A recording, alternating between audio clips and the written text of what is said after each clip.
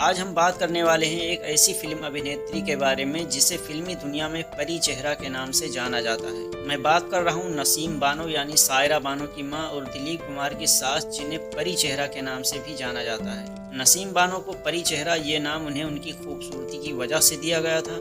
नसीम बानो की फिल्मों के पोस्टरों में उनका नाम उनके साथ ही लिखा जाता था, यानी परी चेहरा।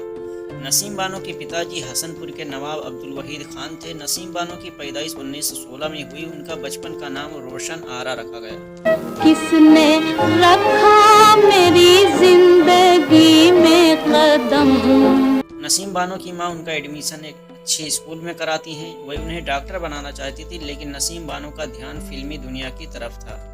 एक बार जब उनका बम्बई जाना हुआ तो उन्होंने फिल्म की शूटिंग देखी तो उन्होंने मन में तय कर लिया कि वो फिल्मों में ही काम करेंगी। वो इतनी खूबसूरत थी कि शूटिंग के दौरान ही सोहराब मोदी जैसे जाने माने डायरेक्टर ने उन्हें फिल्मों में काम करने की दावत दे डाली। नसीम की मां इसके लिए बिल्कुल भी राजी न थी, लेकिन उनकी जिद के आगे उन्हें झुकना ही पड़ा और उन्होंने इजाज़त दे दी। सोहराब मोदी ने अपनी कंपनी मिनर्वा मूवी टोन के लिए नसीम बानो के साथ बात तय किया और ठीक इसके बाद 1935 में उनकी पहली फिल्म खून का खून रिलीज हो गई। खून का खून फिल्म अंग्रेजी नाटक हैमलेट पर आधारित थी। नसीम का किरदार ओफिलिया का था। उस फिल्म में उनकी खूबसूरती और अदाकारी की खूब तारीफ हुई। इसके बाद उन्होंने 1938 में खान बहादुर, तलाक, मीठा जहर जैसी फिल्मों में काम किया, लेकिन उन्हें सबसे ज्यादा शोहरत मिली 1939 में फिल्म पुकार में, जिसमें उन्होंने नूरजहां का किरदार निभाया था।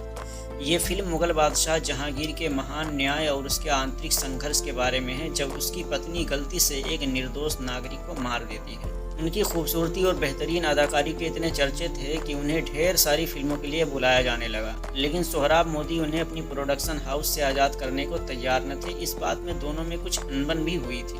कुछ समय बाद नसीम बानो ने मोहम्मद एहसान के साथ, जो अब उनके शौहर भी थे, ताजमहल फिल्म की शुरुआत की और कई फिल्में बनाई। 1942 से 53 तक वे अपने शौहर के साथ मिलकर फिल्में बनाती रही। उजाला, अजीब लड़की, चांदनी रात जैसी फिल्में बनाई।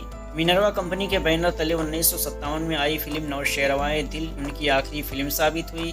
1957 में अदाकारी को अलविदा कहने के बाद इन्होंने 1961 में बतौर ड्रेस डिजाइनर काम करना शुरू किया और फिर उन्होंने एक परी चेहरा बनाया। ये थी इनकी बेटी सायरा बानो, जो 1961 में फिल्म जंगली से फिल्मी दुनिया में कदम रखती हैं और कदम रखते ही तहलका मचा देती हैं। नसीम बानो की खूबसूरती, उनकी सलाहियत सायरा बानो में भी पाई गई। इसी सुकून की बात के साथ एक लंबी उम्र जीकर वो खूबसूरत अदाकारा नसीम बानो 18 जून 2002 को इस जहां से उस जहां में चली जाती है।